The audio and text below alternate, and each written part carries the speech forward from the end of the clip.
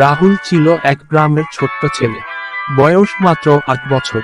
পড়াশোনায় তেমন ভালো না হলেও সে ছিল খুব চঞ্চল আর দুষ্টু। সবসময় দুষ্টুমি আর খেলাধুলা নিয়ে ব্যস্ত থাকত।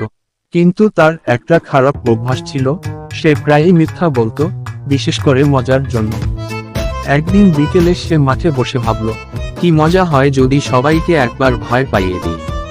তারপর সে হঠাৎ জোরে চিৎকার করে উঠল, বাঁচাও বাঁচাও, বাঘ এসেছে, আমাকে খেয়ে ফেলবে। গ্রামের লোকজন হুড়োহুড়ি করে দৌড়ে এলো কাস্তে, লাঠি, বাঁশ নিয়ে, কিন্তু এসে দেখে কোথায় বাঘ, মাঠে শুধু রাহুল দাঁড়িয়ে হেসে গড়িয়ে পড়ছে। লোকেরা বলল, তুই মিথ্যা বলেছিস?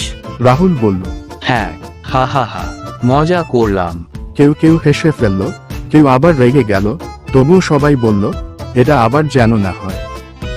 কয়েকদিন পর রাহুল আবার একই কাজ করলো।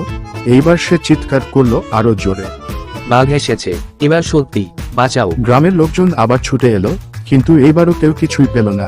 রাহুল হেসে বলল, আবার মজা করলাম। এইবার মানুষ খুব রেগে গেল। তারা বলল, এই ছেলের কথায় আর কেউ বিশ্বাস করবে না, ও মিথ্যুক হয়ে গেছে। কয়েকদিন পর এক দুপুরে রাহুল একা মাঠে খেলছিল। হঠাৎ জঙ্গল থেকে গর্জন করে এক বিশাল বাঘ বেরিয়ে এলো। রাহুল ভয় পেয়ে দৌড়াতে লাগলো, গলা ছেড়ে চিৎকার করতে লাগলো, বাঁচাও বাঁচাও, এবার সত্যি, বাঘ এসেছে, কেউ আছো? এই সময় একজন বুড়ো রাখাল তার গরু নিয়ে মাঠের পাশেই ছিল। সে রাহুলের চিৎকার শুনে সন্দেহ করলো। সে ছুটে গিয়ে রাহুলকে দেখতে পেল এবং তাড়াতাড়ি গ্রামে খবর পাঠালো।